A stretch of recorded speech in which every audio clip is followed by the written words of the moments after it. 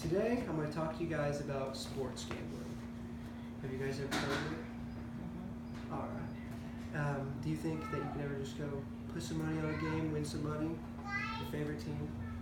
Because sports gambling is a major industry in the United States and it's important for you guys to fully understand it. But, as many of you guys know, it's not always legal in the great American states. Now, I'm going to pass on some information to you guys about the ins and outs of sports gambling. Gambling has been around since the beginning of time, and during the early 19th and 20th centuries, horse racing was the main sport people would gamble on. But then, baseball began to rise in popularity. After that, the television came out and sports betting took to a new level.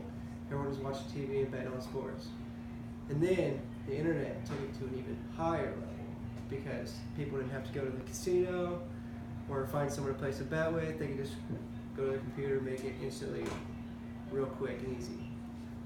According to a recent article on thesluggers.com, in 2005, online sport books took in nearly $100 billion in bets that year, so it's quite a bit.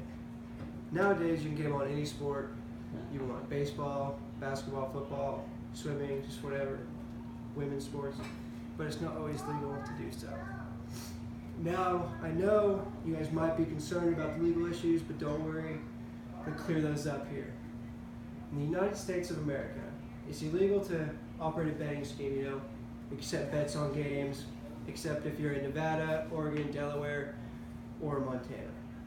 In Las Vegas, you walk into a casino and just place a bet on any game or whatever you want. Then New Jersey does have casinos, but there's no sports betting allowed at those casinos. The NCAA has threatened to ban all playoff sport games in New Jersey and Delaware if they legalize the betting, so it's pretty serious. Many professional sport leagues, they're all opposed to legalizing gambling, but the new NBA commissioner, Adam Silver, has said, and I quote, "It's good for business and I don't want to hide from that," end quote, according to an article from CBS Sports. So he's a little on the top end, cutting edge of that. And then, so if you're in an area where sports betting is illegal, how people get around it is they make bets with a bookie, which is like an illegal bookmaker. Take your bets and take your money. And on the internet through online books, which are usually offshore and also illegal. And this is also interesting. I found it on a New York Daily News article online that a New Jersey man recently was found leading a massive sports betting ring with a Russian mobster, and he was just sentenced to 5 years in prison, so be careful if you're doing that. So you always hear about those professional athletes that get caught betting on games and stuff.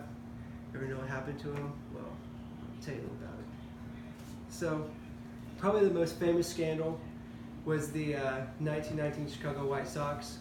They threw an entire World Series, and they were playing against the Cincinnati Reds, and right before the whole series opened up, all these bets were coming on the Reds, and then all the White Sox just threw it and they played really bad.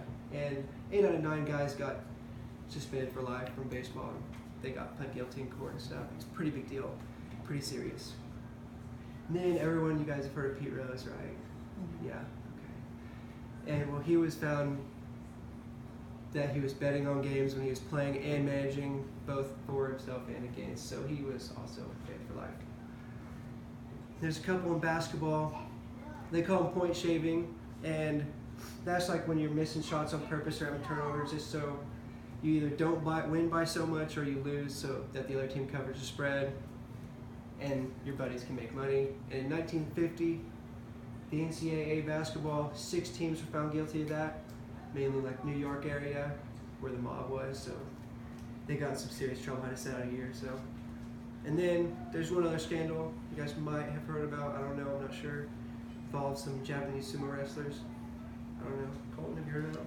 No? Okay. Well, they did it too. In 2011, they discovered that 13 of the country's best sumo wrestlers were involved with gambling on matches and fixing them. They even they canceled their big sumo match of the year because of that, first time they've ever done it. So, sports gambling is a major industry in the United States. It's important for you to understand that. Hope you guys understand that now. And in conclusion, I hope that you all learned something today and can take this knowledge into the real world and make a difference.